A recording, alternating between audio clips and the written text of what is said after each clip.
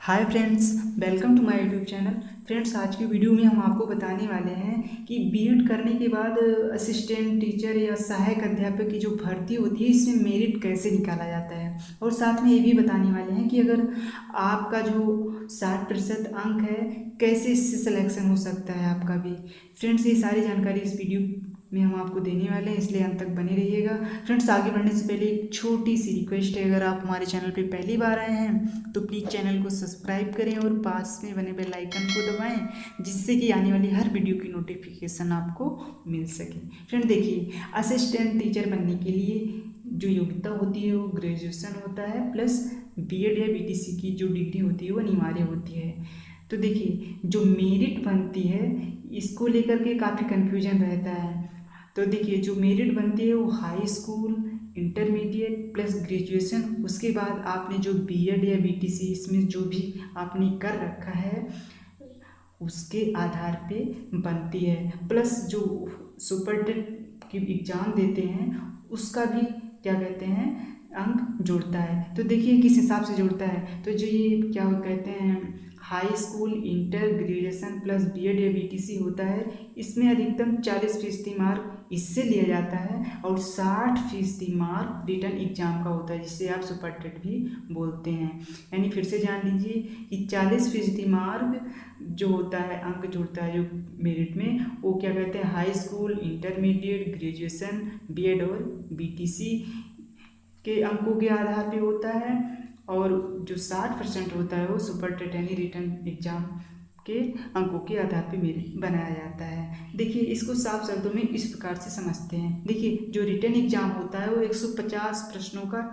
प्रत्येक प्रश्न 1 अंकों का होता है, इसलिए 150 अंकों वाला एग्जाम होता है रिटर्न का। तो इसे ऐसे समझते हैं, मान लीजिए 10वीं में कोई कैंडिडेट है, उसका 75% अंक है, तो मेरिट में उसे कुल अंक का 10% यानी 7.5 अंक ये मिल गई। इसी तरह से 12वीं में भी 75% अंक है, तो 10% अंक मेरिट में जोड़ते हैं उसके, तो 7.5 ये हो गए। ग्रेजुएशन में भी उसका मतलब 75% अंक आया है, तो 10% अंक जो लिया जा रहा है मेरिट के लिए, उस हिसाब से 7.5 अंक ये भी बन गए। और बीटीसी या बीएड जो उसने कर रखा है उसमें भी उसका 75% मार्क्स है, इस हिसाब से 10% अगर लिया जा रहा है तो 7.5 अंक मतलब यहाँ से मिल गए। यानी केवल कुल प्राप्त अंकों का 10% अंक ही लिया जाएगा हाई स्कूल, इंटर, ग्रेजुएशन और बीएड और बीटीसी से।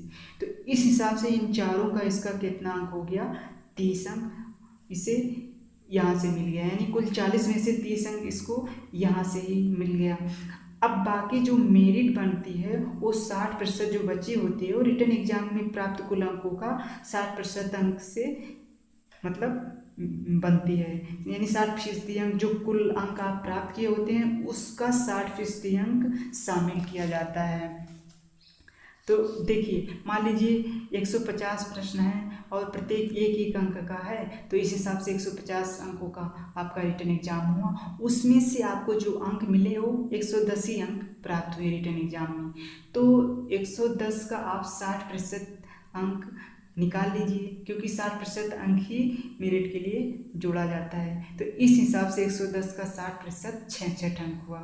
अब जो क्या कहते हैं शैक्षणिक योग्यता और प्लस रिटर्न एग्जाम है, इनकी दोनों मेरिट जोड़ी जाती है। यानी शैक्षणिक योग्यता में उसने 30 अंक प्राप्त किया, और जो रिटर्न एग्जाम हुआ जिसे सुपरटेट बोलते हैं उसमें अगर उसने 66 अंक प्राप्त किया, इस हिसाब से फाइनल मेरिट बनती है और उसे 96 नंबर मिले।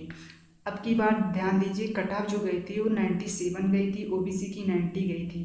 तो देखिए, यही वो जो कट ऑफ होती है वो इसी फाइनल नंबर पे ही जोड़ा जाता है। देखिए क्या कहते हैं, अब की बार जो सिलेक्शन हुआ आप स्क्रीन पे देख सकते हैं, 92 वालों का हुआ है, 94, 90, इस तरह से 90 वालों का भी हुआ है, जिसका 90 से कम था उसका नहीं हुआ है। तो जो मेरिट बनती है इसी आधार पे बनती है। और एक बात यहाँ पे भी ध्यान देना, और ये जो क्या कहते हैं 60% हम बता रहे हैं प्राप्त अंकों का, जो जर्नल होते हैं उनके लिए घटाया बढ़ाया जाता है, मतलब 66 भी किया जाता है, कई बार 66% किया गया था प्राप्त कुल अंकों का। ओबीसी के लिए 60% था और एससी एसटी के लिए और भी कम था। तो ये घटता बढ़ता है, लेकिन जो मेरिट बनती है वो इस हिसाब से बनती है।